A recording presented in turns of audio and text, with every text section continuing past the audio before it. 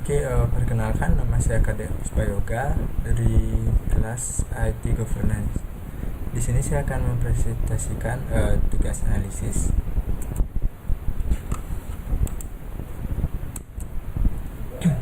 Di sini saya akan membahas aplikasi stok dan penjualan barang.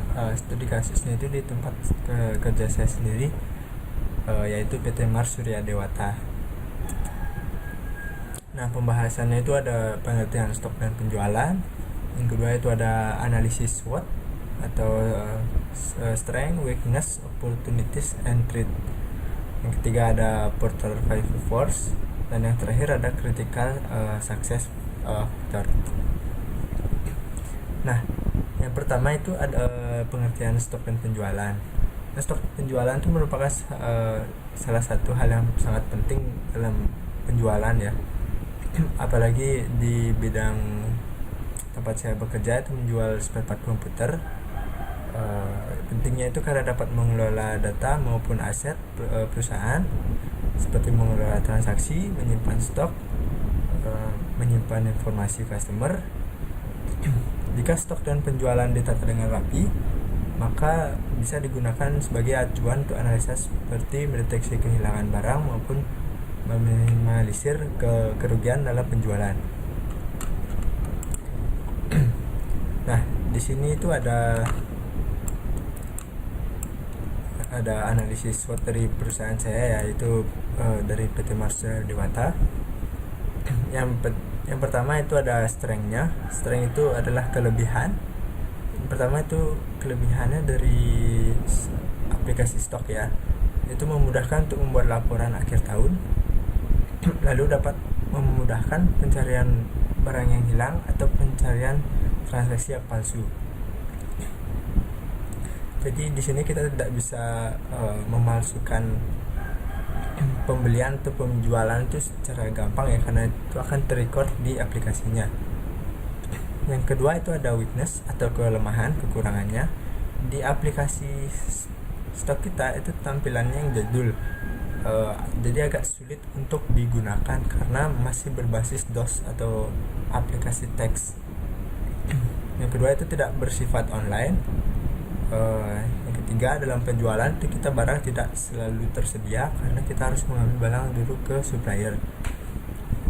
Yang ketiga itu opportunities dari aplikasinya itu bisa meminimalisir kerugian penjualan maupun pembelian karena adanya record dari penjualan maupun pembelian tersebut.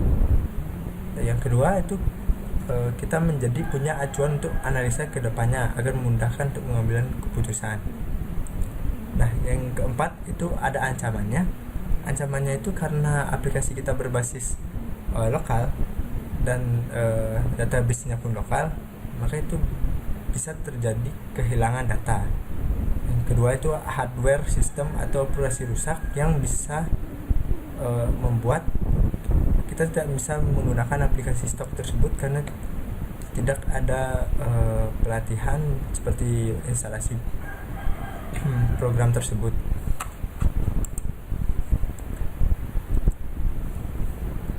Nah, yang ketiga itu pembahasannya ada porter 5 force. Yang pertama itu ada dari persaingan industri. Dari kita itu untuk penjualan komputer tuh per tahunnya ada 2-5 perusahaan atau toko. Jadi ini mungkin dapat menghambat pemasaran produk kita atau penjualan kita.